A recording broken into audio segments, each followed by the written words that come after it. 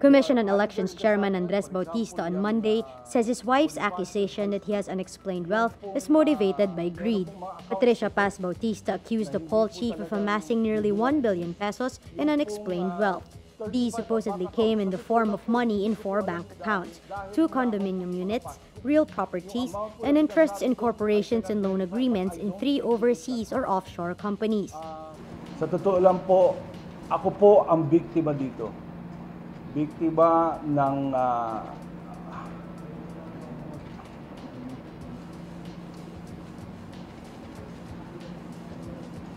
pagtataksil. At ako din po ay nabiktima ng ang aking pong pagkatao para po akong naghahasa sa aking sariling pamamahay. Mrs. Bautista added these were not declared in her husband's statement of assets, liabilities, and net worth. In his 2016 SALN, the Comelec chief declared a net worth of 176.3 million pesos. Bautista denies his estranged wife's claims, saying this is a case of extortion. He says, quote, "It is now clear she is motivated by greed and that she will stop at nothing to besmirch my reputation and that of my family for the purpose of financial gain."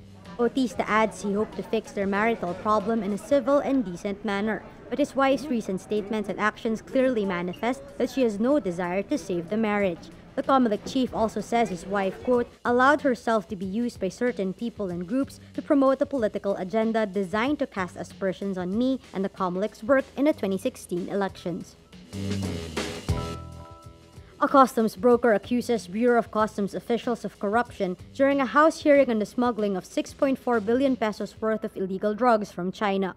Mark Taguba, after being granted legislative immunity from suit by the House, rises from his seat and pinpoints the alleged corrupt officials while walking around the session hall. The customs officials named are Teddy Raval, Vincent Marunilla, Neil Estrella, Milo Maestrecampo, and Chodoro Sagaral.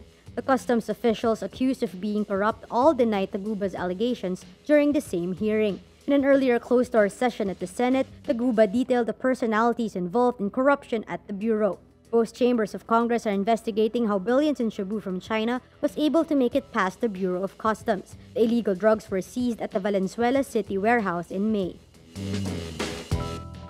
Presidential Communications Secretary Martin Andanar confirms accreditation to cover the Association of Southeast Asian Nations events was given to 14 bloggers. This despite his office not yet finalizing a policy regulating the accreditation process for bloggers. Lawyer and President Rodrigo Duterte supporter Bruce Rivera's media ID earlier circulated online and ignited criticism for supposedly not complying with the accreditation process. Among the requirements for accreditation for members of the media was a scanned copy of a 2x2 photo with white background. But Rivera's photo in his media ID didn't comply with this requirement. Andanar says bloggers and social media influencers were told to register online through a system of accreditation which also applied to mainstream media. After registering, the ASEAN National Organizing Committee verifies the registration and checks the supporting documents of the blogger. IDs issued to online supporters of the president identified bearers as media with a more specific designation of DDS Philippines or Social Media Philippines. DDS refers to Duterte diehard supporters. It also refers to the Davao Death Squad.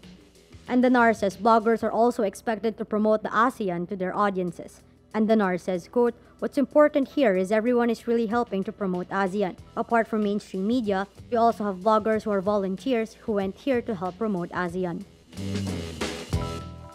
Philippine Foreign Secretary Alan Cayetano on Monday meets with North Korean Foreign Minister Ri Yong-ho on the sidelines of the 50th Association of Southeast Asian Nations Foreign Ministers meeting.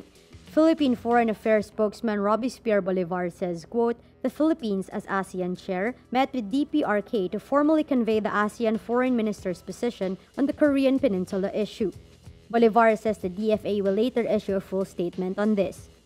The meeting between Cayetano and Ri comes after ASEAN foreign ministers on Saturday voiced grave concerns over the escalation of tensions in the Korean Peninsula and the missile tests launched by Pyongyang. The United Nations Security Council also on Saturday unanimously backed a United States drafted resolution that significantly strengthened sanctions on North Korea. The United States, Japan, and Australia urged the Philippines to abide by its own legal victory against China over the disputed South China Sea. The three countries' foreign ministers, Rex Tillerson of the US, Taro Kono of Japan, and Julie Bishop of Australia, issued the same reminder to China at the end of their trilateral meeting in Manila, on the sidelines of the 50th Association of Southeast Asian Nations Foreign Ministers meeting. The three foreign ministers are referring to the Philippines' legal victory against China before a Hague tribunal in July 2016. But Philippine President Rodrigo Duterte has downplayed the ruling to boost economic ties with Beijing. Tillerson, Kono, and Bishop also expressed serious concerns over maritime disputes in the South China Sea, parts of which the Philippines claims as the West Philippine Sea. The three ministers also urged claimants in the South China Sea to refrain from coercive unilateral actions that could alter the status quo and increase tensions. The ministers also call on the ASEAN and China to quickly finalize a legally binding code of conduct in the South China Sea. China on Sunday warned ASEAN against interference from outside parties in drafting a COC.